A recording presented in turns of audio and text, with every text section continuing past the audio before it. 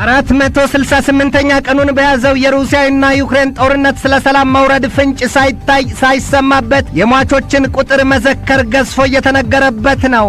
የዩክሬኑ ፕሬዚደንት ቮሎዶሚር ዘለንስኪ ለረጅም ጊዜ ሲታሰብበት የነበረውን ከባዱን የሩሲያን መልሶ ማጥቃት መጀመሩን አውጀዋል። ወዲያ ማዶ ደግሞ በእስያ ቀጠና በታይዋን የውሃ ወሽመጥ የአሜሪካና የቻይና የጦር መርከቦች ሊጋጩ በቅርብ ርቀት መፋጠጣቸው ሲገለጥ የሁለቱ ሀገራት ውጥረት መካረሩ ተነግሯል። ይህንኑ ርዕሰ ጉዳይ በዓለም አቀፉ ትንታኔ ዘገባችን መርጠን ተመልክተነዋል።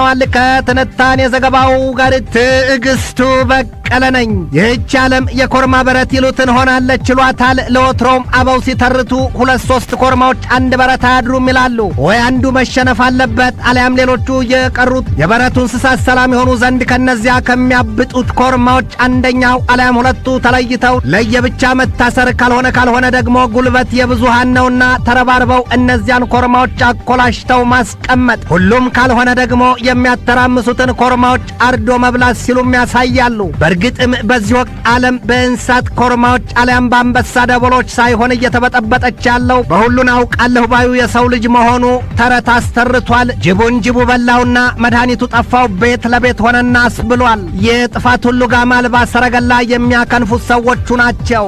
ለዚያውም እናውቃለን ባዮቹ ወዲያም ሀብታሞቹና ሀያላኖቹ አሜሪካ፣ ሩሲያና ቻይና እንዲሁም ከሦስቱ ሀያላን በስተጀርባና ጎን ሰልፍ ሰርተው የቆሙቱ እንደ የሰሜን አትላንቲክ ጦር ቃል ኪዳን ድርጅት ኔቶ፣ ኳድ ወይም ኳድሪላተራል ሴኩሪቲ ዲያሎግ ወይም አውኩስ፣ ወዲያም ደግሞ ብሪክስና የሻንጋይ ትብብር በሚል ለሁለት የተከፈሉት አካላት በእሳት ሰረገላ እየጋለቡ የእባብ አለንጋቸውን ይዘው መፋከር ጀምረዋል። በእርግጥ ግን አንድ እውነታ እዚህ ላይ ማስተዋልን ይጠይቃል። አንደኛው ሌላውን እያስጠነቀቀ የአጥፊ ጦር መሳሪያውን አይነት ከማሳየት በዘለለ እስካሁን ተነኮሰኝ አሊያም ደረስክብኝ ብሎ ያንን የጦር መሳሪያ የተኮሰ የለም። በዋይት ሃውስም በክሬምሊንም በኤሊዝም የሆነ በባኪንግሃም አብያተ መንግስታት እንዲሁም በየትኛውም አገር ባሉ ቤተ መንግስት የሚቀማጠሉት እስከ አፍሪካዎቹ አብያተ መንግስታት ይዘልቃል። ታዲያ ለነፍሳቸው እየተንሰፈሰፉ ጦርነቱን ለመጀመር አይዳዳቸውም። እኒያ ሀያላኑ ሸፍጠኛ መንግስታት በሞኝ እጅ ዘንዶ ጉድጓድ ይለካልን በሆነው ስሌታቸው ደካማና ሀያላኑን በማጋጨት ሁለት ፊት ጥቅም ይቆምራሉ። አንደኛውና ዋናው የጦር መሳሪያና ጥይት ንግዳቸውን በስንጥቅ የዶላር ትርፍ ሲዝቁ፣ ሁለተኛው ደግሞ በደካማው ሀገር ክንድ ሀያላኑን ጥርስ ለማውለቅ ያደባድባሉ። ሶስተኛው ከማን በስተጀርባ ማን አለ የሚለውን ጥያቄ ምላሽ ያገኙበታል። ዛሬ በሩሲያና በዩክሬን የተደረገውም ይኸው መሆኑን ማስተዋልና ገና በቻይናና በታይዋንም መካከል ተመሳሳዩን የእሳት ቶን ለማቶግ እየተራገበ ያለውን ሂደት ለማየት አይገድም። ትናንት ረፋድ ላይ ከወደ ዩክሬን በወጣ መረጃ የሀገሪቱ ፕሬዚደንት ቮሎዶሚር ዘለንስኪ ሀገራቸው በሩሲያ ላይ ለመጀመር ያቀደችውን የመልሶ ማጥቃት ውጊያና ወረራ በሩሲያ ኃይሎች የተያዙባትን መሬቶቿን ለማስለቀቅ ለረዥም ጊዜ ስታልመውና ስትዘጋጅበት የነበረውን ጥቃት ማወጃቸውን ያሳያል። ከዎል ስትሪት ጆርናል ጋር ሰፊ ቃለ ምልልስ የነበራቸው የዩክሬኑ ፕሬዚደንት ቮሎዶሚር ዘለንስኪ በሩሲያ የተያዙብንን መሬቶቻችንን መልሰን በእጃችን ለማስገባት በምናደርገው ጦርነት ድል እንደምንቀዳጅ ሙሉ እምነት አለን አሉና ዘለንስኪ ድንገታቸውን ግን እንደደነገጠ ሕፃን አይናቸውን ጭፍን ክፍት አድርገው በሩሲያ ላይ የምንወስደው የጦርነት የበቀል ጥቃት ምን ያህል ጊዜ እንደሚወስድ አናውቅም፣ እውነቱን ልንገርህ አሉት የዎል ስትሪቱን ጋዜጠኛ። እውነቱን ልንገርህ በዚህ አሁን በተዘጋጀንበት የሩሲያ መልሶ ማጥቃት ዘመቻ ሳልጠቅስልህ ከቶም ሳልናገር የማላልፈው ነገር ብዙ ቁጥር ያላቸው ወታደሮቻችን ሊሰው እንደሚችሉ ነው። ያ ደግሞ ግዴታ ነው። ዜጋ ለሀገሩ የሚከፍለው መስዋዕትነት መሆኑን እናውቃለን ያሉት የዚህ የዘለንስኪ አስተያየት የተሰጠው ደግሞ የአሜሪካው ፕሬዚደንት ጆ ባይደን ለዩክሬን ጦርነት የ75 ቢሊዮን ዶላር ወታደራዊ ድጋፍ እንደሚሰጡ መናገራቸውን ተከትሎ ነው። የዩክሬኑ ፕሬዚደንት ቮሎዶሚር ዘለንስኪ ባለፈው ወር በሰጡት ማብራሪያ በሩሲያ ላይ የመልሶ ማጥቃትና የበቀል እርምጃችንን የምንጀምረው በቂ ነው ብለን የምንተማመንበት የጦር መሳሪያና ጥይት እጃችን ላይ ሲደርስ ነው ማለታቸው አይዘነጋም። ከዚያ የዘለንስኪ ንግግር ወዲህ ደግሞ እንደ የእንግሊዙ የስቶርም ሻዶው የረዥም ርቀት የክሩይዝ ሚሳይልና ሌሎች አደገኛ የምዕራባውያኑ የጦር መሳሪያ ድጋፎች ከዩክሬን እጅ ገብተዋል። ሌላውና ዩክሬን በጦርነቱ ስትጎመዥለት የነበረው የአሜሪካ ስሪቱ የኤፍ-16 የጦር ጀትም ለዩክሬን እንዲሰጥ የአውሮፓውያኑ በርካታ መንግስታት እጃቸውን በማጨብጨብ ሲገልጡ፣ የአሜሪካው ፕሬዚደንት ጆ ባይደን ግን የኤፍ-16 የጦር ጀት ከአሜሪካ እጅ አይሰጥም፣ ነገር ግን የጦር ጀቱ በእጃቸው ያሉ ሀገራት ለዩክሬን ቢሰጡ ተቃውሞ የለንም ሲሉ መመረቃቸው አይዘነጋም። ያውም በጃ ጃፓን ሂሮሺማ በተካሄደው የሰባቱ ዲታ ሀገራት መንግስታት ጉባኤ ላይ ባይደን የዚያን የኤፍ-16 የጦር ጀት ከአሜሪካ እጅ ለዩክሬን አይሰጥም ያሉበትን ምክንያት ሲያስረዱም የሶስተኛ ዓለም ጦርነት እንዳይፈነዳ የሚል መሆኑን ገልጠዋል። የአሜሪካ ሹማምንት የሚናገሩትና የሚተገብሩት የሰማይና የምድር ያህል አይገናኝም ይሏቸዋል። እውነትም ባይደን አሜሪካ ኤፍ-16 የጦር ጀቷን ከእጇ አውጥታ ለዩክሬን አትሰጥም፣ ሌሎች አጋር አባሮቻችን ግን የጦር አውሮፕላኖቻቸውን ቢሰጡ ተቃውሞ የለንም አሉ። ወዲህ ዞር ይሉና የአሜሪካ ሹማምንት በአጋር አባሮቻችን ላይ አንዲት ዘለላ ጥቃት ቢፈጸም አንላቀቅም፣ ከነርሱ በፊት እኛን ያርገን ሲሉ ይገኛሉ። ጉዳዩ አፍንጫን ሲመቱት አይን ያለቅሳለን ይሆንብናል ይላሉ። በሌላ ገጽታቸው ደግሞ የአሜሪካ ባለስልጣናት እንደዚህ በሚያቀራሩለት የጦርነት ዝግጅት በታሪካቸው ቀድመው በጦርነት ግንባር ዘው ብለው የገቡበት በተለይም ከዚያ የመጀመሪያው የዓለም ጦርነት ወዲህ እንደሌለ ይነገርባቸዋል። አሜሪካ ብልጠቱም መሰሪነቱም በሌላም ጎኑ ፈሪነቱም ደፋርነቱም ከእርሷ በላይ ላሳር ነው ይባልላታል። በብልጠቱና በፈሪነቱ ሌሎች ሀገራትን አደራጅታና ቀራጅታ የእሳት ቀበቶ አስታጥቃ ከፊት እንደ ፈንጂ መሞከሪያ አሊያም እንደ ስለት ማብረጃ መላኳ ሲሆን ድፍረቷና መሰሪነቷ ደግሞ ሁሌም ጥቅሟን ማስላቷ ነው። የጦር መሳሪያ ሽያጭ የዳጎሰ ትርፍ ማጋበስና ግፋ በለው ማለቷ ድፍን ዓለም ያወቀው ፀሐይ የሞቀው ሀቅ አንድ ተብሎ ሲገለጥ የሚነበብ ነው። ከሩሲያና ዩክሬን ጦርነት የረብጣ ቢሊዮን ምናልባትም የአሜሪካ ሹማምንቶቿ ባይገልጡት እንጂ የረብጣ ትሪሊየን ዶላር ትርፍ ሳታጋብስ እንዳልቀረች አንዳንድ ፖለቲከኞቿ ይናገራሉ። የዩክሬኑ ፕሬዚደንት ቮሎዶሚር ዘለንስኪ ሲያሻቸው ካሉበት ድረስ እየሄዱና ወዳሉበትም እየጠሩ አይዞህ ክንድህ እንዳይዝል ይኸውልህ የጦር መሳሪያና ጥይት እያሉ የቃላት ጽናት ቀበቶ ያስታጥቋቸዋል። ከቅርብ ሳምንታት ወዲህ የዩክሬን ኃይሎች በሩሲያ የጦር መሳሪያና ጥይት ማከማቻ ስፍራዎች ላይ ተደጋጋሚ ጥቃት መሰንዘራቸው ይታወቃል። የዩክሬኑ ፕሬዚደንት ቮሎዶሚር ዘለንስኪ ትላንት በሰጡት ማብራሪያ በሩሲያ ላይ ከባድ የተባለ መዓት ለማውረድ መዘጋጀታቸውን ማወጃቸው ሲገለጥ መለስ አድርገው ግን አንጀታቸውን የሚበላው ከፊታችን በሩሲያ ላይ ለመውሰድ በተዘጋጀንበት ጦርነት የሚቀጠፈው የሰው ወይም የወታደሮቻቸው ሕይወት መሆኑን አልሸሸጉም። ዘለንስኪ አንዴ ወደ ሰማይ ሌላ ጊዜ ደግሞ ወደ ረገጧት ምድር አቀርቅረው እንባ ባቆረዘዘ ዓይናቸው ከንፈራቸው እየተንቀጠቀጠ ሲናገሩ በቃ እጅግ ብዙ የወታደሮቻችን ሕይወት መስዋዕት ይሆናል ነው ያሉት። በዚህ ወቅት ዩክሬን የሰሜን አትላንቲክ ጦር ቃል ኪዳን ድርጅት አባልነትን ለማግኘት ግፊቷንና ጥያቄዋን አበርትታ መቀጠሏ በአንድ ፊት ሲታይ፣ ግን ደግሞ ዩክሬን ከሩሲያ ጋር የገባችበትን ጦርነት ሳታጠናቀቅ የኔቶን አባልነት ይሁንታ እንደማታገኝ ተገልጦላቸዋልና ዘለንስኪ ከሰማይ በታች በምድሪቱ በሚመኩባት አሜሪካ የቀጣይ ፕሬዚደንታዊ ምርጫም ክፉኛ ተሳልቀዋል። በቅርቡ የቀድሞው የዚያች ሀገር ፕሬዚደንት ዶናልድ ትራምፕ እኔ ከተመረጥሁ በሩሲያና ዩክሬን መካከል ያለውን ጦርነት በ24 ሰዓታት አስቆመዋለሁ፣ ዘለንስኪና ፑቲንን በአንድ ጠረጴዛ ዙሪያ አደራድሬ በአንድ ገበታ መግቤና አሳድሬ ጦርነቱ ያበቃል ማለታቸውን ተከትሎ ዘለንስኪ በሰጡት ምላሽ ኧረ ለመሆኑ ያኔም ትራምፕ ፕሬዚደንት በነበሩበት ወቅት የሩሲያን ትንኮሳ ያውቁት የለም ወይ? ሩሲያ በ2014 የክራይሚያን ወደብም መያዟን አያውቁትም ነበር ወይ ሲሉ ክፉኛ ወርፈዋቸዋል። በቀጣዩ የ2024 የአሜሪካ ፕሬዚደንታዊ ምርጫ ከፊት ለፊት በጦፈ ፉክክርና የምረጡኝ ቅስቀሳ ውስጥ ያሉት የሪፐብሊካን ፓርቲው ግንባር ቀደም እጩዎች ዶናልድ ትራምፕና ሮን ደሳንቲስ በዩክሬንና ከሩሲያ ጦርነት ጋር በተያያዘ ተደጋጋሚ አስተያየት ሲሰጡ ይሰማል። በተለይም ደግሞ ሮን ደሳንቲስ ባለፈው መጋቢት ወር በሩሲያና ዩክሬን መካከል የሚደረገውን ጦርነት ቀላል የድንበር ግጭት አድርገው ገልጠዋል በሚል ክፉኛ ጥርስ ውስጥ መግባታቸው ይገለጣል። በዚያም ተባለ በዚህ ግን በሩሲያና ዩክሬን መካከል ጦርነቱ ክፉኛ እያፋጀ እዚህ ቀን ላይ ደርሷል።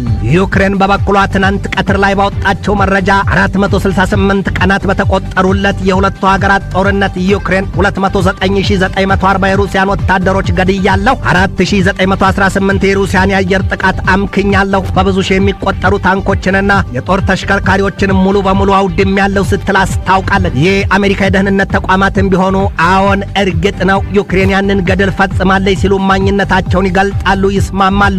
በሩሲያና በዩክሬን መካከል የዚህ መሰሉ ጦርነት እንዲፈነዳ ምክንያት የሆነው በዋናነት አሜሪካ የምትመራው የሰሜን አትላንቲክ ጦር ቃል ኪዳን ድርጅት ኔቶ በምስራቅ አውሮፓ ባልካን ቀጠና ሀገራት ተጠግቶ መስፈሩና ኃይሉን ማግዘፉ ለማንም ሳይሆን እኔን ለመውረር ነው፣ ለዚህ ደግሞ መተላለፊያ ጉሮሮ ሆና እያገለገለች ያለችው ዩክሬን ናት በሚል ሰበብ ሩሲያ ተቆጥታ በዩክሬን ላይ በትሯን ማውረዷ ይታወቃል። አሜሪካ በዚያ የምስራቅ አውሮፓ ባልካን ቀጠና ሰማይና ምድር ያናፈረው እሳት የቀጠፈው ሕይወትና ያወደመው ንብረት አልታያትም፣ አልተሰማትም። ዛሬም ደግሞ ፊቷን ወደ ሌላኛው የምድሪቱ ክፍል የእስያ ቀጠና ዙራ በታይዋን ደሴት የተነሳ የተነሳ ከቻይና ጋር ወደ ለየለት ጦርነት ለመግባት አፎቅጫዋን ስላ በጥፍሯ ቆማ ነገር ማነፍነፍ ይዛለች። ከትናንት በስቲያ በዚያ የታይዋን የውሃ ወሽመጥ የአሜሪካና የካናዳ የጦር መርከቦች በያዙት የጋራ የጦር ልምምድ የተከሰተው የቻይና የጦር መርከብ ቹንግሁን ከአሜሪካው የጦር መርከብ ጋር ግንባር ለግንባር ሊጋጭ የ150 ያርድ ርቀት፣ ይሄ ርቀት በሜትር ሲቀመጥም 137 ሜትር ከ16 ሳንቲሜትር መሆኑ ነው። ይህ ሁለቱ ሀገራት የጦር መርከቦች ሊላተሙ የቀራቸው ርቀት ያን ያህል ብቻ እንደነበረና ተፋጠው መቆየታቸው ተገልጧል። በዚያ ግብሯ ረፍት ያጣቸው አሜሪካ ቻይና ለጦርነት ቆርጣ መነሳቷን ተረድታለችና የመከላከያ ሚኒስትሯ ከፍተኛ ሹማምንቶቿን ወደ ቻይና መላኳን አስታውቃለች። ነገሩ ሳይቃጠል በቅጠልን መሆኑ ነው። የቻይናው የመከላከያ ሚኒስትር ሊ ሻንግፉም በፊናቸው በሰጡት ማብራሪያ ከአሜሪካ ጋር ወደ ጦርነት ስንገባ ዓለም የሚተርፋት መዘዝ የማይቆጠር ውድመት ብቻ ነውና ወደዚያ ባንገባ ሲሉ አስጠንቅቀዋል። ሻንግፉ አስከትለው ይህንን የምንለው ጦርነትን ፈርተን አይደለም፣ ለጊዜው ግን ተጣድፈን የምንገባበት አማራጭ ባይሆን ሲሉ ደግመውና ደጋግመው አስምረውበታል። የአሜሪካና የቻይና የጦር መርከቦች ሊጋጩ የነበረው በዚያ የደቡብ ቻይና ባህር ቀጭኑ የታይዋን የውሃ ወሽመጥ ቅዳሜ ዕለት ነው። አሜሪካ ታዲያ የቻይና ወኔ እሳቱ ገንፍሎ ከግንባሯ ታይቷታልና በውጭ ጉዳይ ሚኒስቴሯ የምስራቅ እስያና የፓሲፊክ ጉዳዮች ረዳት የውጭ ጉዳይ ሚኒስትሩን ከከፍተኛ የፔንታጎን ባለስልጣናት ጋር አቋጥራ ልካቸዋለች። ትናንት እሁድ እዚያ ቻይና ገብተዋል። አሜሪካ የላከቻቸውን ከፍተኛ የልዑካን ቡድን እየመሩ ቻይና የገቡት ዳንኤል ክሪተን ብሪንክ ናቸው። ኢትዮጵያውያን አበው ይተርቱ መስለው በቃላት ሰይፋቸው ሲመትሩ መጥኖ መደቆስ እንጂ ምጣድ ጥዶ ማልቀስ አያዋጣም ይላሉ። ትንታኔ ዘገባውን ስናዘጋጅ በዋቢነት ሜይል ኦንላይንን፣ አልጀዚራን፣ ሲኤንኤንን፣ ቢቢሲን፣ ኢንዲያ ቱዴይና ዋሽንግተን ኤግዛማይነርን ተጠቅመናል። ኢራን በፋርስ ባህር ሲቀስፉ የነበሩትን መርከቦቻችንን ተንኩሳብናለች ሲሉ አሜሪካና እንግሊዝ ቁጣቸውን ገልጠዋል። ከ100 በላይ የቀድሞ የዓለም መሪዎች በበኩላቸው ለአሜሪካው ፕሬዚደንት ጆ ባይደን በኢራን ላይ የያዙትን አቋም ይለውጡ ዘንድ ደብዳቤ ተፈራርመው መላካቸው ተገልጧል። ይህንኑ ርዕሰ ጉዳይ ለዓለም አቀፉ ትንታኔ ዘገባችን መርጠን አሰናድተነዋል። ከትንታኔ ዘገባው ጋር ትዕግስቱ በቀለ ነኝ። ኢራን አበሳዋ በርክቷል። ይህንን ሁሉ ጣጣ አስከተለባት ደግሞ የኒውክሌር መሳሪያ ፕሮግራሟ ነው። እኒያ ምዕራባውያኑ መንግስታት ከኢራን ቀጠናዊ ባላንጣዋ ሀገር እስራኤል ጋር ግንባር ፈጥረውና ተመሳጥረው በኢራን ላይ በቀጥታ እጃቸውን ከመሰንዘር ይልቅ ከገዛ ህዝቦቿ የተቃውሞ ማዕበል አስነስተውባታል። ሀገሪቱ ለእኛ ለሚያብጧት የተቃውሞ አራማጆች ያስታግሳል ያለችውን እርምጃ ከፊሉን አፋፍሳ ዘብጥያ በመጣል ገሚሱን ደግሞ በስቅላት ፍርድ መቅጣቷም ይታወቃል። ኢራን በእንደዚያ ያለ ሰራና በደባ የተረባረቡባት የምዕራባውያኑ ስውር ሴራ እንደሆነ ተገንዝባለችና ለምዕራባውያኑ በግልጥ ከፈለጋችሁ ውረዱ ከእሳቱ ሜዳ ይዋጣልን ስትል የማስጠንቀቂያ መልእክቷን በተደጋጋሚ ልካለች። የኢራን መንግስት በተለይም ከሩሲያና ከቻይና ጋር በማበርና ግንባር በመፍጠር በጦር መሳሪያ ዘርፍ ጥልቅ የተባለ ውል መፈራረሙ ለምዕራባውያኑ መንግስታት የማይዋጥ ሆኖባቸዋል። በዚያም የተነሳ ከ100 በላይ የቀድሞ የዓለም መሪዎች የአሜሪካው ፕሬዚደንት ጆ ባይደን በኢራን ላይ ፈጣንና የማያዳግም እርምጃ ይወስዱ ዘንድ በጽኑ አሳስበዋቸዋል ነው የተባለው። የቀድሞውን የአሜሪካ ምክትል ፕሬዚደንት ማይክ ፔንስን ጨምሮ 107 የቀድሞ የዓለም መሪዎች ተፈራርመው ትናንት ለባይደን ባስገቡት ደብዳቤያቸው የአሜሪካው ፕሬዚደንት ጆ ባይደን የካናዳውና የእንግሊዙ አቻዎቻቸው በአጠቃላይ ምዕራባውያኑ መሪዎች በኢራን ላይ የቀጥታ እርምጃ ይወስዱ ዘንድና በኢራን የተቃውሞ አራማጆቹን በጽናት ይደግፉ ዘንድ ጠይቀዋል። ከዚያም ውጪ በኢራን አሁን ያለው መንግስት ይለወጥ ዘንድ ተግባብተዋል ነው የተባለው። ባለፈው ሳምንትም የአሜሪካ ሕግ አውጪዎች በጸረ መንግስት ተቃውሞ ላይ ላሉት ኢራናውያን ድጋፍ እንደሚያስፈልግ መናገራቸውን ተከትሎ ኢራናውያኑ ተቃውሞ አራማጆች በበኩላቸው የባይደን አስተዳደር ይህ ነው የሚባል ተጨባጭ ድጋፍ እንዳላደረገላቸው ተናግረዋል። የቀድሞ የዓለም መሪዎች በጻፉት ደብዳቤ አሁን ያሉት የኢራን መሪዎች ለሕግ ተጠያቂነት መቅረብ አለባቸው ይላል። ከዚያም ውጪ የኢራኑን አብዮታዊ ዘብ ኃይል በአሸባሪነት መዝገብ ማስፈር የሀገሪቱን መንግስት ለፈጸመው የሰብአዊ መብት አስከፊ ጥሰት ለሕግ ተጠያቂነት ማቅረብ እንደሚገባ ተገልጧል። የኢራን አብዮታዊ ዘብ ኃይል በአሜሪካ የአሸባሪ ድርጅት መዝገብ መስፈሩ ይታወቃል። የወቅቱ የአሜሪካ መሪዎችና ፖለቲከኞች ኢራንን የሀገሪቱን ባለስልጣናት በገዛ ምድራቸው ለመግደል አሲረዋል ሲሉ ይከሷቸዋል። ከዚያም ውጪ የኢራን መንግስት ኃይሎች በአውሮፓ ምድርም ተመሳሳይ የሽብር ጥቃት ለመፈጸም አሲረዋል ሲሉ ወንጅለዋቸዋል። ምዕራባውያኑ ሀገራት የወንጀላቸው ሰነድ ተዘርዝሮ አያልቅም። ኢራንን በአውሮፓውያኑ 1988 በሺህ የሚቆጠሩ የፖለቲካ እስረኞችን በሞት ቀጥታለች ሲሉ ይወነጅሏታል። የአሁኑ የኢራኑ ፕሬዚደንት ኢብራሂም ራይዚ በዚያን ጊዜ የሞት ፍርዱ ሰጪ ተቋም ዋና ኃላፊ ነበሩም በሚል ያብጠለጥሏቸዋል። እናም ሰውየው ገና ወደ ስልጣን ተመርጠው ሲመጡ ጀምሮ በምዕራባውያኑ ተቃውሞና የሰላ ትችት ሲራገብባቸው እንደነበር አይዘነጋም። በኢራን የጸረ መንግስት ተቃውሞ በሀገሪቱ ባሉት 31ዱም ግዛቶች ተዳርሷል።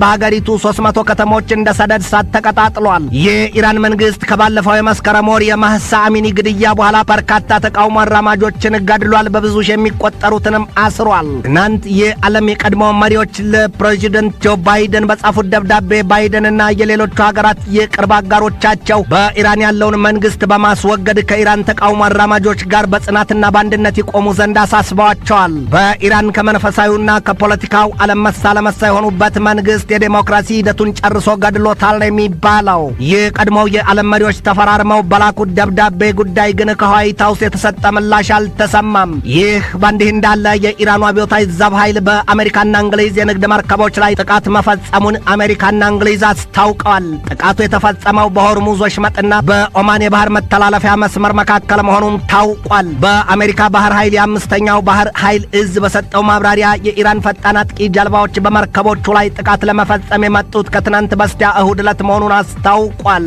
እሁድ ዕለት ቀትር ላይ እነዚያ ሦስቱ የኢራን አብዮታዊ ዘብ ኃይል ፈጣን አጥቂ ጀልባዎች በሆርሙዝ ወሽመጥ አቅራቢያ የደረሱትን የአሜሪካና እንግሊዝ የንግድ መርከቦች በቅርብ ርቀት እየተከታተሉ ማሳደዳቸውና ማስጠንቀቃቸው ነው የተገለጠው። በዚያ መልኩ ጥቃት የተቃጣባቸው የአሜሪካና እንግሊዝ የንግድ መርከቦች ወዲያውኑ ባስተላለፉት ጥሪ መሰረት አሜሪካ የሚሳይል አውድሞቿን ዩኤስኤስ መክፋውል ዲዲጂ 74 የጦር መርከቦቿን፣ እንግሊዝ ደግሞ የኤችኤምኤስ ላንካስተር F229 ወዲያውኑ ገስግሰው ወደ ስፍራው ማቅናታቸው ነው የተገለጠው። አሜሪካ ፈጣን የጦር ሄሊኮፕተሮቿንም ወደዚያው መላኳ ታውቋል። በዚያ መሰሉ ጥረት አንድ ሰዓት የቆየው ክስተት አብቅቶ የኢራን አብዮታዊ ዘብ ኃይል ፈጣን አጥቂ ጀልባዎችም ወደ መጡበት መመለሳቸውና የሁለቱ ሀገራት የንግድ መርከቦችን በሰላም በዚያ የሆርሙዝ ወሽመጥ ማለፋቸው ነው የተሰማው። ኢራን በተመሳሳይም በዚያ የፋርስ ባህር ላይ ሲቀዝፉ የነበሩ የውጭ ሀገራትን የንግድ መርከቦች በሚያዝያና በግንቦት ወር ላይ ማገቷ አይዘነጋም። ኢራን ባለፈው የአውሮፓውያኑ ግንቦት 3 የፓናማን ሰንደቅ ዓላማ እያውለበለበች ስትቀዝፍ የነበረች የንግድ ጫይ መርከብ ኒውቪ የምትሰኘዋን ማገቷ ሲነገር መርከቧ ከዱባይ ተነስታ በአረብ ባህር አልፋ ወደ ኤሚሬቷ የፋጃይራህ ወደብ የምትጓዝ እንደነበረች ታውቋል። እንደ አሜሪካ ባህር ኃይል ማብራሪያ ታዲያ ኢራን ዓለም አቀፋዊ አርማ ባነገቡ 15 የንግድ መርከቦች ላይ ባለፉት 2 ዓመታት እገታ መፈጸሟን ገልጧል። በአሜሪካ ባህር ኃይል ምክትል አዛዡ አድሚራል ብራድ ኩፐር በሰጡት የትናንት ረፋድ ማብራሪያቸው ኢራን የምታደርገው የንግድ መርከቦች እገታ ድራማ በአስቸኳይ መቆም አለበት ነው ያሉት። ያንን የኢራንን ግብር ተከትሎም የእንግሊዝ መንግስት አንድም ዜጋ ወደ ኢራን ምድር እግሩ ዝር እንዳይል በጥብቅ ማስጠንቀቁ ነው የተሰማው። እንደ እንግሊዝ የውጭ ጉዳይ ሚኒስቴር ማብራሪያ ታዲያ በዚህ ወቅት የብሪታንያን ፓስፖርት ይዘው የተገኙ የእንግሊዝ ዜጎች በኢራን ባለስልጣናት የከፋ ስርዓትና የበቀል እርምጃ ይጠብቃቸዋልም ነው ያለው። ይህ መካከለኛው ምስራቅ ምድር እያደር ከሰላምና መረጋጋት ይልቅ ወደ ከፋና የባሰ ጦርነት አዘቅት ማምራቱ ይታያል። የዚያ ቀጠና እሳት አራጋቢዎች በዋናነት የእስራኤልና የፍልስጤማውያኑ ተዋጊ አንጃዎች እንዲሁም የእስራኤልና የሊባኖሱ አሸባሪ ቡድን ሄዝቦላ እጅ ያለበት ይምሰል እንጂ ታዲያ በዋናነት የእስራኤል፣ የኢራን፣ የአሜሪካ፣ የሶሪያና የሩሲያ እንዲሁም የሌሎችም ፈርጣማ ጡንቻ እንዳለበት ይታያል። ትንታኔ ዘገባውን ስናዘጋጅ በዋቢነት ቮይስ ኦፍ አሜሪካን፣ ፎክስ ኒውስን፣ ፒፕልስ ዴይሊ እና ኢየሩሳሌም ፖስትን ተጠቅመናል። የፕላስቲክ ምርት በዚህ የሚቀጥል ከሆነ ደግሞ በአውሮፓውያኑ 2060 ዘመን ምድሪቱ በየትኛውም ገጿና ከእርሷ የፕላስቲክ ተረፈ ምርት የማይገኝበት ስፍራ ይኖራትም ነው የተባለው። በፈረንሳይ ፓሪስ ከተማ ባለፈው ሳምንት በመከረው የተባበሩት መንግስታት ድርጅት የአካባቢ ጥበቃ ጉባኤ ላይ ወደ 200 የሚጠጉ ሀገራት ተወካዮችና አካባቢ ጥበቃ ተሟጋቾች ተቋማት በተንገበገበ ስሜት ስብሰባውን መካፈላቸው ታውቋል። በአሜሪካ የዓለም አቀፉ የፕላስቲክ ማስወገድ ዘመቻ መምሪያ ዋና ኃላፊው ግርሃም ፎርብስ በሰጡት ማብራሪያ የዚህ የፓሪሱ መሰል ጉባኤዎችና ውይይቶች እየተሰበሰቡ እየተበተኑ መና የቀሩባቸው ጊዜያት ብዙዎች ናቸውና የአሁኑም ጉባኤ ውሳኔ በመዘናጋት በከንቱ እንዳይቀር ሲሉ ስጋታቸውን አጋርተዋል። እንደ ፎርብስ ማብራሪያና ስጋት ታዲያ ውሳኔውም ይሆን የተረቀቀው ሕግ ተግባራዊ ይሆናል ቢባልም እንኳን ጊዜው ግን እየፈጠነና እያለፈ መሆኑን ማወቅ ያስፈልጋል ሲሉ አጽንኦት ሰጥተውታል። ይህ ፕላስቲክ ብክለት ለሰብአዊ መብት ትልቅ ስጋት መፍጠሩም ይነገራል። ከተባበሩት መንግስታት ድርጅት የአየር ንብረት ንብረት ለውጥ ባለሙያዎች ጋር የሚሰሩ ሁለት ገለልተኛ ተመራማሪዎች እንደገለጡት በዚህ ወቅት አስገዳጅ ሕግ ይውጣ በሚል የተነሱ ሀገራት በተለይም የመንግስታቱ ድርጅት አባል ሀገራት ለተፈጻሚነቱ በጽናት ካልቆሙ በስተቀር ሕግ ማውጣት ብቻውን ዋጋ እንደማይኖረው አስምረውበታል። ዓለም በአሁኑ ይዘታዋ ሩቅ ሳይሆን በቅርቡ በአውሮፓውያኑ 2050 የታላላቅ የውሃ ክፍሎቿ ከአሳ በላይ ከርሳቸው በፕላስቲክ ተረፈ ምርቶች የተሞላ ይሆናል ነው የሚባለው። ይህ የተባበሩት መንግስታት ድርጅት የአካባቢ ጥበቃ ፕሮግራም ባወጣው ሪፖርቱ በዓለም ታላላቅ የውሃ አካላት ላይ የሚጣለውና የሚገባው የፕላስቲክ በካይ ቁስ በብዙ ሚሊዮን የሚቆጠሩ የባህር ላይ ወፎችንና ከ100 ሺህ በላይ የባህር ውስጥ አጥቢ ፍጥረታትን በዓመት ሕይወታቸውን ይቀማል ነው ያለው። እነዚያ ግዙፎቹ የባህሩ ፍጥረታት በተለይም ሰማያዊ አሳ ነባሪዎቹ በዓመት እስከ 10 ሚሊዮን ቁርጥራጭ የፕላስቲክ ተረፈ ምርቶችን ይመገባሉ። ይህንን ተመልክቶና አገናዝቦ የሚደርሰውን ጥፋት ለመገመት ሰው መሆን ብቻ ይበቃል ነው የተባለው። በእርግጥም የዚሁ የፕላስቲክ ተረፈ ምርትም ይሆን ያጠቃቀሙና ያወጋገዱ ነገር ግራ ያጋባው አንዱ የምድሪቱ ክፍል የአፍሪካ አህጉር ለወትሮም ካገተውና የፍጥኛ አስሮ ካንጋለለው ስንፍናው ጋር መሳ ለመሳ የሆነበት የፕላስቲክ ተረፈ ምርት አወጋገዱ ያችኑ ጥቂቷን የሚያርሳትና የሚያለማትን መሬቱን በክሎበታል። ለእንስሳቶቹ የግጦሽ ስፍራ የጥርሳቸው ማሳረፊያ አስቸግሮታል። ኢትዮጵያም ብትሆን የዚሁ የፕላስቲክ ተረፈ ምርት በከፍተኛ ደረጃ መቅሰፍት ሆኖ የሚወርድባት ሀገር መሆኗን ልብ ይሏል። ትንታኔ ዘገባውን ስናዘጋጅ በዋቢነት አፍሪካ ኒውስን፣ አልጀዚራንና ዘ ታይምስ ኦፍ ኢንዲያን ተጠቅመናል። ዩክሬን በ5 ግንባሮች ትልቅ ጦርነት ከፍታብኛለች ስትል ሩሲያ አስታውቃለች። ሩሲያ በበኩሏ እጅጉን የተራቀቁ ናቸው የተባለላቸውን የባህር ሰርጓጅ የጦር መርከቦቿን ማውጣቷ ተገልጧል። አሜሪካ ለዩክሬን ሊሰጥ በታቀደውና አውሮፓውያኑ በተማማሉበት ኤፍ-16 የጦር አውሮፕላን ገጽና ከርስ ኒውክሌር አረር መለበጧን ሩሲያ አስታውቃለች። ወዲያ ደግሞ ቻይናና ሩሲያ በምስራቅ የቻይና ባህርና በጃፓን ባህር የጋራ የአየር ቅኝት ማድረጋቸው ተገልጧል። ይህንኑ ርዕሰ ጉዳይ በዓለም አቀፉ ትንታኔ ዘገባችን መርጠን ተመልክተነዋል። ከትንታኔ ዘገባው ጋር ትዕግስቱ በቀለ ነኝ። ይህ ነገርና የነገረኞች የእሳት ሰረገላ አለፋት አረፍት እየገሰገሰና እያተራመሰ ነው። ዛሬ የደቡብ ኮሪያው የዜና ተቋም ዮናፕ ባሰራጨው ሰበር ዘገባው 4 የቻይናና 4 የሩሲያ የጦር አውሮፕላኖች ያለማንም ፈቃድ የደቡብ ኮሪያን የአየር ክልል ጥሰው መግባታቸውን ገልጧል። የሁለቱ ሀገራት የጦር ጀቶች በደቡብ ኮሪያ አየር ክልል ጥሰው መግባታቸውን የገለጠው የሀገሪቱ ጦር ኃይል ሲሆን ምንም አይነት ጥቃት ያለመፈጸማቸውንም ነው ያስታወቀው። የሩሲያና የቻይና መንግስታት ያንን ያደረጉት ደግሞ በሲንጋፖር ተሰባስበው ባለፈው ሳምንት መጠናቀቂያ ቀናት በሻንግሪላ ዲያሎግ ዓመታዊ የጸጥታ ኮንፈረንስ ሲያደርጉ የአሜሪካ የጃፓንና የደቡብ ኮሪያ መንግስታት ትብብራቸውን በዚያ ቀጠና አጠናክረው በጽናት የማይበገር ኃይላቸውን ለመጠቀም መዘጋጀታቸውን መናገራቸውን ተከትሎ ነው። በሌላም ዜና የሩሲያና የቻይና የጦር አውሮፕላኖች በምስራቅ የቻይና ባህርና በጃፓን ባህር የአየር ክልል ጥልቅና ሰፊ የተባለ የአየር ቅኝት መጀመራቸውን የቻይና የመከላከያ ሚኒስቴር አስታውቋል። ባለፈው መጋቢት ወር የሁለቱ ሀገራት መንግስታት የጦር ኃይላቸውን ትብብር ለማጠናከርና መሳ ለመሳ ለማስተሳሰር መስማማታቸው አይዘነጋም። ቻይና ለወትሮም የማንኛውም ሀገር ሉዓላዊነት መደፈር የለበትም ስትል በተደጋጋሚ መፈክር ብታደርገውም በሩሲያና የዩክሬን ወረራ ግን ከላም አልተነፈሰችም፣ ዝምታን መርጣለች ይሏታል። በዚያ የቻይና አቋም ታዲያ በርካቶቹ የወታደራዊና የፖለቲካው ዘርፍ ተንታኞች ሲገልጡ ቻይና ያንን ያደረገችው ነግበኔን አስባ ነው ይሏታል። የታይዋንን ደሴት ከጉያዋ ወደ መሃል ከርሷ ለመዋጥ መሆኑ ነው። ታዲያ ሁለቱ ሀገራት የዓለም የመተዳደሪያ ሕግ ባንድ አምባገነን ሀገር ፖለቲከኞች ቅጣልባ መዘውር መውተርተሩን አንገፍግፎናል በሚል በዚያ ድምፅን በድምፅ የመሻር መብት ወይም ቬቶ ፓወር ተጠቅመው በአሜሪካና በሌሎቹ የመብቱ ተጠቃሚዎች ላይ ተቃውሞና ጥላቻቸውን ብቻም ሳይሆን ፈጽሞ ልዩነታቸውን አሳይተዋል። የቻይናው የመከላከያ ሚኒስቴር በይፋዊ የዌይቦ ገጹ እንዳሰራጨው ቻይናና ሩሲያ የጋራ የአየርና የባህር ቅኝት የውል ስምምነት መፈራረማቸውን ያሳያል። ወዲያም ግን የዚያ የምስራቅ ቻይና ባህርና የጃፓን ባህር በደቡብ ኮሪያ ፈሰስ ተጠልለው አሜሪካን የምታጋፍራቸው የአውሮፓ ኃያላን የስለላና የፍተሻ አካላት ሊገቡ ይችላሉ በሚል በሩሲያና በቻይና ዘንድ ንጥር ልቅም ተደርገው የሚበረበሩ ስፍራዎች ናቸው። ይሄ ዘመን የስልጣኔው ነገር መያዣ መገደቢያ ታቶበታል ይባላል። ዛሬ አንዱ የተራቀቀ የጦር መርከብ ቢያወጣ ነገ ደግሞ ሌላው የተራቀቀ የጦር አውሮፕላን እንዲህና እንዲያ የሆነ የምድሪቱ ሰላም ጉዳይ ከእጅ ያመለጠ እንቁላልን ሆኗል። በሩሲያና በዩክሬን ጦርነት የያዙትን ጥሪት እያሟጠጡና በዶላር እየመነዘሩ ለዩክሬን ያጋዙት ምዕራባውያኑ ዛሬ የሚሰጡት እያለቀባቸው የሚሰጣቸውን ቢያገኙ ውስጥ እግሩን ስመው ይቀበላሉ ነው የሚባለው።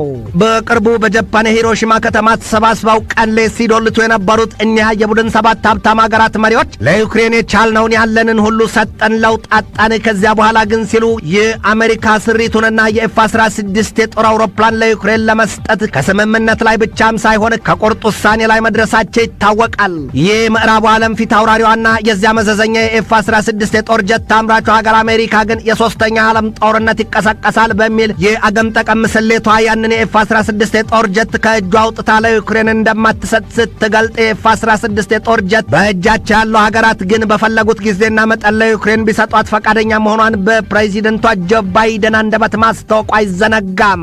ዛሬ ከበርካታ ታላላቆቹ የዓለም መገናኛ ብዙሃን በተራገበው የሰበር መረጃ ደግሞ አሜሪካ በዚያ የኤፍ-16 የጦር ጀት ላይ የኒውክሌር መርዘኛ አረር አቅማ ከውጭውም በሰራ አካላቱ ላይ ለብጣበታለች ስትል ሩሲያ ዓለም ይወቅልኝ ብላለች። ማብራሪያ አሜሪካ ያንን የኤፍ-16 የጦር ጀት የኒውክሌር ጦር መሳሪያ በገጹም በከርሱም ጭናበታለች ነው ያሉት ላቭሮቭ አሉ። እርጅና የሸበሸበውን ፊታቸውንና ከግንባራቸው የተጋደመውን ሰንበር መሰል ቆዳቸውን ሽቅብ ገፋ ገፋ እያደረጉና በቁጣ ምክንያት ከግንባራቸው ያቸረፈፈውን ላቦት እየጠራረጉ አሜሪካም ትሆን የምትጎትትና የምትገፋቸው አሉና ላቭሮቭ የቀኝ አይናቸውን ጭፍና አድርገው ያንን የጦር ጀት ለኪቭ መስጠት እሳትና ዲን በገዛ ራስ ላይ ማዝነብ ነው ሲሉ በጽኑ አስጠንቅቀዋል። በታጂኪስታን ዱሼምቤ ጦር ማዘዣ ረዥም ንግግር ያደረጉት የሩሲያው የውጭ ጉዳይ ሚኒስትር ሰርጌይ ላቭሮቭ አሜሪካ ቀድሞ ያወጣችውን የኤፍ-16 የጦር ጀት መልሳ ሰብስባ የኒውክሌር አረር ለብጠዋለች፣ ያንን ደርሰንበታልና ወዮላት ምድር ነው ያሉት ላቭሮቭ በገነፈለ ወኔ የሆነው ምዕራባውያኑን ያንን መሰሪ ግብራቸውን የማይረዱት ከሆነ ደግሞ ሲሉ እንደ ጦር ዝግጅት ዋጋ ቢሶች ናቸው፣ በቃ የቤተ መንግሥት አበቦች ሲሉ ወርፈዋቸዋል።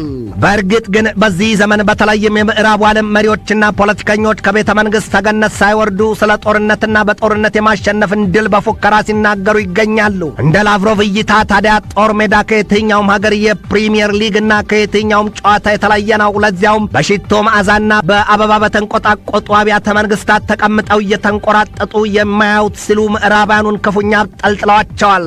የዩክሬኑ ፕሬዚደንት ቮሎዶሚር ዘለንስኪ ያንን ኤፍ-16 የጦር ጀት ለማግኘት ሰጊድ ሰላም ያላሉበት ጊዜ የለም።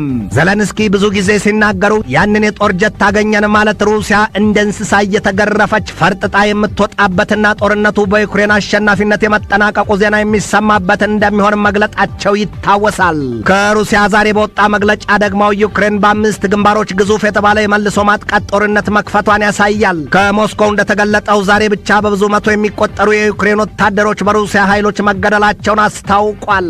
ይህ አሁኑ የዩክሬን የመልሶ ማጥቃት ከባድ ዘመቻ የሩሲያን ኃይሎች አሰልችቶ ለማሳደድ የተደረገ አጭር ዝግጅት መሆኑን የሩሲያ ሹማምንት ይገልጣሉ። የሩሲያ የመከላከያ ሚኒስቴር ባወጣው ሰፊ ማብራሪያ ደግሞ ዩክሬን ከደቡባዊ የዶኔትስክ ግዛት በ5 አቅጣጫዎች ጦርነቱን አፋፍማለች ነው ያለው። በቀድሞው የእንግሊዝ የደህንነት ተቋም ዋና አዛዡ ፊሊፕ ኢንግራም የመጀመሪያው የዩክሬን የመልሶ ማጥቃት እቅድ ተጀምሯል ነው ያሉት። እንደ ኢንግራም ማብራሪያ ታዲያ ዩክሬን የሩሲያን የአየር ክልል ቢሉ የምድርና የባህር የበላይነት እየደቋቆሰችው መሆኑን ይገልጣሉ።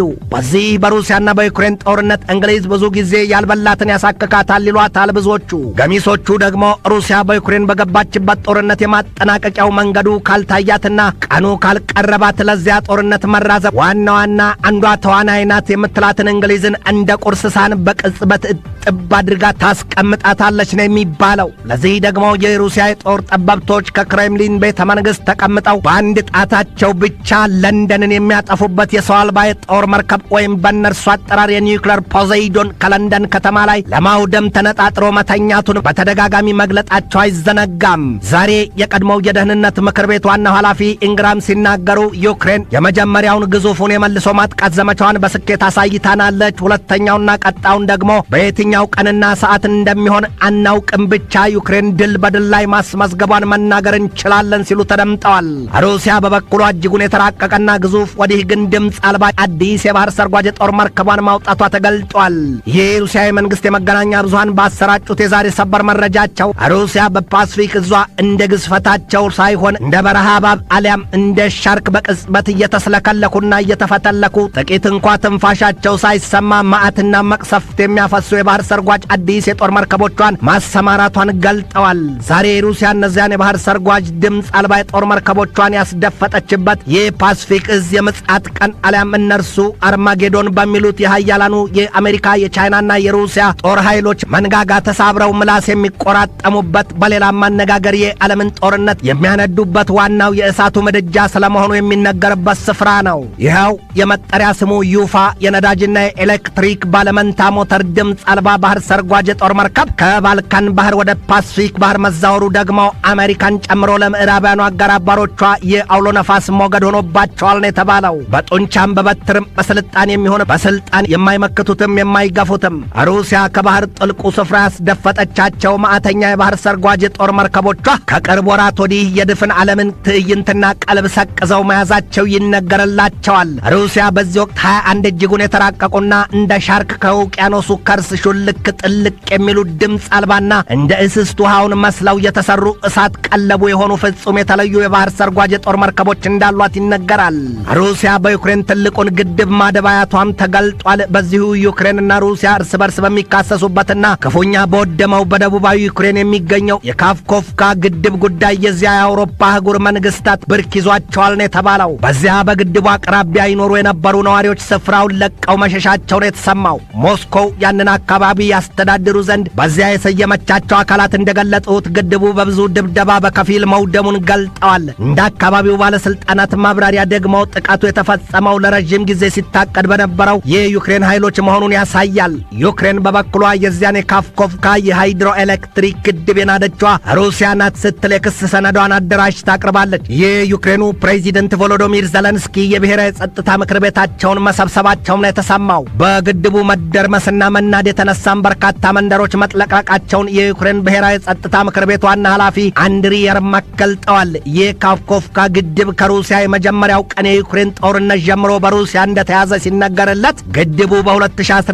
የአውሮፓውያኑ በሩሲያ እጅ ለወደቀችዋ የክራይሚያ ወደብ የመጠጥ ውሃ ዋናው ቋት መሆኑም ይታወቃል። ይኸው በአውሮፓውያኑ 1956 በሶቪየት ዘመን የድኒፕሮን ወንዝ ለመገደብ የተሰራው ግድብ ጠቀሜታውን ለመግለጽ ይከብዳል ነው ያለው የአዣንስ ፍራንስ ፕሬስ ዘገባ። ዩክሬን ከዚህ ሁሉ ሰቆቃ ይታደገኛል በሚል የተመካችበትና የቋመጠችለት ሩሲያ ደግሞ ምን ሲደረግ ስትል የከለከለቻት የሰሜን አትላንቲክ ጦር ቃል ኪዳን ድርጅትን አባልነት ዛሬ ልታገኘው አልቻለችም። እናም አበሳዋ በርትቷል። ታዋቂው የክሬምሊን የትንታኔ ባለሟል ቭላዲሚር ሶሎቪየቭ ዛሬ ባሰራጨው ትንታኔው ድፍን ዓለም ከዚያ የሰሜን አትላንቲክ ጦር ቃል ኪዳን ድርጅት ኔቶ ጥምረት ይልቅ ለሩሲያ ልቡ ቅርብ ነው ሲል ተደምጧል። ሶሎቪየቭ እነዚያን የ31 አባል ሀገራት ጥምረቱን ኔቶን ሲገልጣቸው እናንተ የፍጥረታት ሁሉ ጠንቅ ናችሁና በቀላሉ በእጃችን ትጠፋላችሁ ነው ያላቸው በዛሬ መልእክቱ።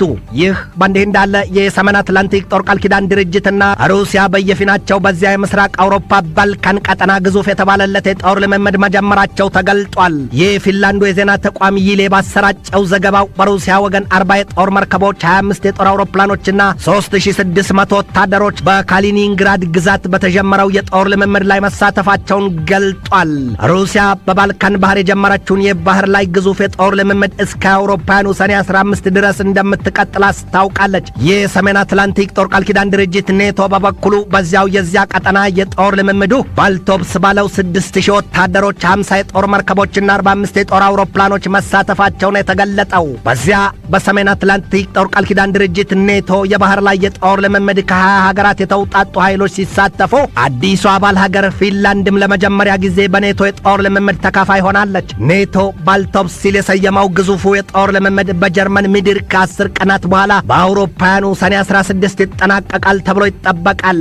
ኢንተርፋክስ የዜና ተቋም ባሰራጨው ዘገባው የሩሲያው የባህር ኃይል የጦር ልምምድ በጃፓን ባህርና በኦቶስክ ባህር ዘልቆ እንደሚደረግ አስታውቋል። ጉዳዩ ዛሬም በሩሲያና በኔቶ ቋንቋ ይለያል ዘንድሮ መሆኑ ነው።